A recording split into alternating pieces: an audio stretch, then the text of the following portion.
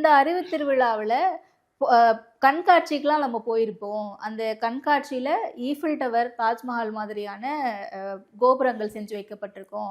அது வெறும் அட்டை தான். பேஸ்மெண்ட் கிடையாது, கொள்கை கிடையாது, எந்த ஒரு கட்டமைப்பும் கிடையாது. இப்படி தட்டினா காத்தடிச்சா விழுந்துரும் அப்படின்னு சொல்லிட்டு உதயநிதி ஸ்டாலின் அவர்கள் விமர்சனம் வைக்கிறாரு. அது விஜய தான் வைக்கிறாரு அப்படின்ற ஒரு தோற்றமும் இருக்குல்ல. அதாவது ஈஃபில் டவர் என்ற உண்மையான ஒரு டவர் அதை பார்க்க கூட்டம் கூட்டமா போவாங்க, நிறைய பேர் போட்டோ எடுத்துப்பாங்க. ஈஃபில் டவர் டைரக்டா பார்க்க விஜய்க்கு பொருந்தது. ஈஃபில் டவரை டைரக்டா பார்க்க முடியாது. ஈஃபில் டவரை பார்க்கணும்னா பிரான்ஸ் போகணும். நீங்க தாஜ்மஹாலை பார்க்கணும்னா ஆக்ரா போகணும். இப்போ இங்கே இருக்கக்கூடிய மக்கள் பார்க்கணுன்னா என்ன பண்ணுறாங்க, கண்காட்சிக்கு ஒரு இதை கிரியேட் பண்ணுறாங்க.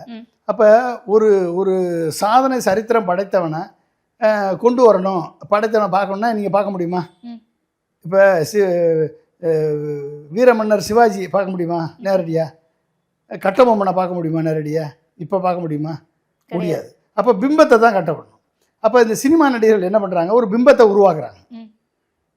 நான் பெரிய ஹீரோ, ஒரு பெரிய பிரச்சனை வந்தாலும் அந்த இடத்துல ஹீரோ இறங்கி சண்டை போட்டு மக்களை காப்பாற்றி, மக்கள் உயிர் பலி இல்லாமல் காப்பாற்றிடுவார்னு ஒரு பிம்பத்தை கட்டமைக்கிறாங்க. ஆனால் ரியலாக கரூரில் நடக்கும்போதும் தலதறிக்க பின்னங்கால் பெடரில் பட ஓடினவர் தான் இந்த நடிகர் விஜய். புரிஞ்சுக்கிட்டீங்களா? நடிகனுக்கும் தலைவனுக்கும் உள்ள வித்தியாசம் தெளிவாக தெரிஞ்சு போச்சா? அப்போ இப்படிப்பட்ட பிம்பங்களை நம்பி ஏமாறாத, இதெல்லாம் காத்தடிச்சா விழுந்து போகக்கூடிய வெறும் அட்டை கத்திகள் என்பதை அவங்க சொல்கிறாங்க. அது உண்மை தானது.